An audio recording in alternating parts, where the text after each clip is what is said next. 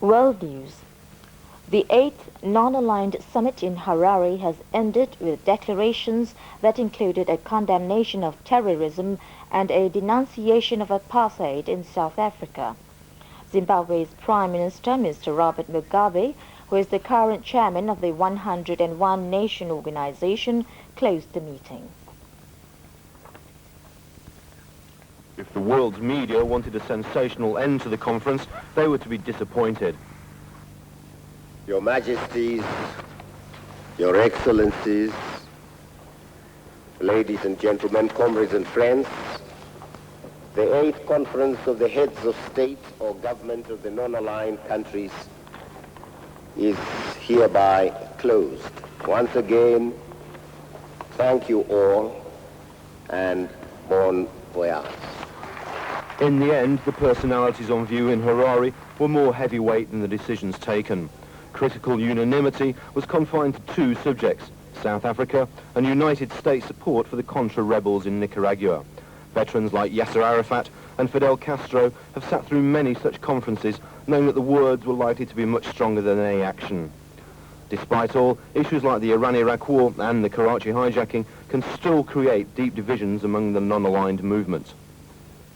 Suspected leftist rebels in Chile have ambushed President Pinochet's motorcade with hand grenades and automatic weapons, killing 5 escorts and injuring 9. General Pinochet was not hurt in the attack on the 4-car motorcade, which occurred as he was returning to Santiago from his country home. No political group immediately claimed responsibility for the attack.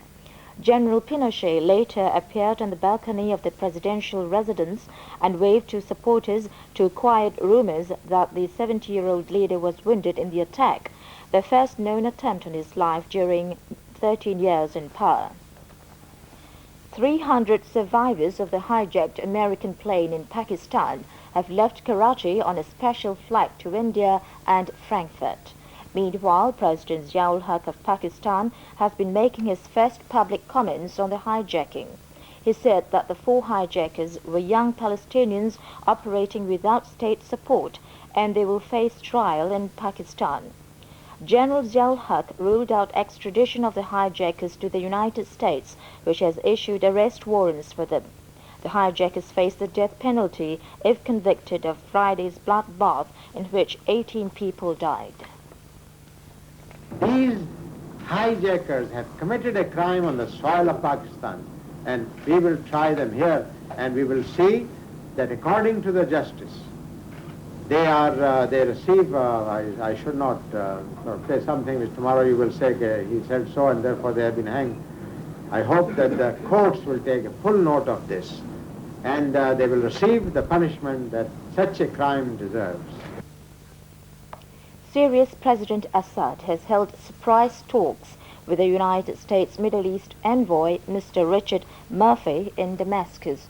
The American envoy has already visited Egypt, Israel and Jordan in an attempt to reactivate the Middle East peace process. The Soviet Union has accused the United States of setting off a secret underground nuclear test in Nevada last week, the 19th since the Kremlin announced its unilateral moratorium on nuclear testing in August 1985. The Soviet media condemned the secret test and said it proved that Washington was not serious about reaching an arms control agreement. The Soviet leader, Mr. Gorbachev, has said that if he meets President Reagan later this year in a second superpower summit in Washington, he will make the signing of a comprehensive nuclear test ban the goal of the meeting.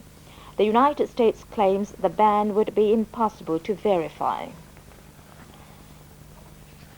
The Malaysian government has imposed a nationwide ban on rock concerts with immediate effect. The Deputy Home Minister, Megat Junid Megat Ayub, says Kuala Lumpur feels that rock music is a bad influence on Malaysian youth and that it could prevent healthy growth of Malaysian culture. He said the cabinet decided the ban on rock concerts following a fracas at a music concert last week in Penang. Riot police were deployed to restore order at the concert when some of the 4,000-strong audience hurled soft drink cans and chairs at the stage during a heavy metal band's performance.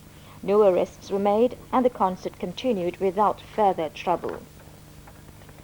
A car bomb exploded today, causing considerable damage to West Germany's Federal Police Office and injuring a passing truck driver. Officials said they believed the bomb was detonated by terrorists, but no group immediately claimed responsibility for the explosion. In Mexico, at least 15 people were killed, many more missing, and 4,000 were left homeless when heavy rains flooded low-lying areas in the city of Monterrey. The rainstorms, the longest and the heaviest in the city for almost 20 years, began 2 days ago, flooding drainage canals and cutting electricity cables and phone lines.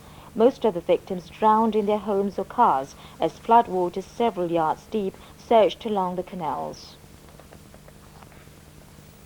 And now here's the weather forecast for the next 24 hours.